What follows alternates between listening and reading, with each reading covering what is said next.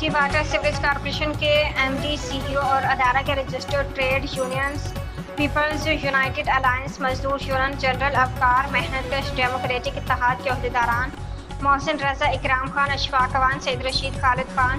سید رشید سہیل صدیقی محمود جعفری وسیم صدیقی سہیل میمن حسان منور رضا خان شکوب کندراری نوید کبیر فرقند علی و دیگر ذمہ داروں کے مابین اہم اجلاس منعقد ہوا جس میں ریٹائرڈ ملازمین کے واجبات اور حاضر سروس ملازمین کو درپیش پرسنل فنڈ کے حصول میں دشواریوں اور معاشی مشکلات پر تفصیلی گفتگو کی گئی۔ جنرل افکار محنت کش ڈیموکریٹک اتحاد کے رہنما سید رشید نے تمام رجسٹرڈ موجود ٹریڈ یونینز کی جانب سے ایٹما سے حصول ہونے والے 2 ارب 80 کروڑ کی رقم جو بقایا جات کی شکل میں ادارے کو ملنی ہے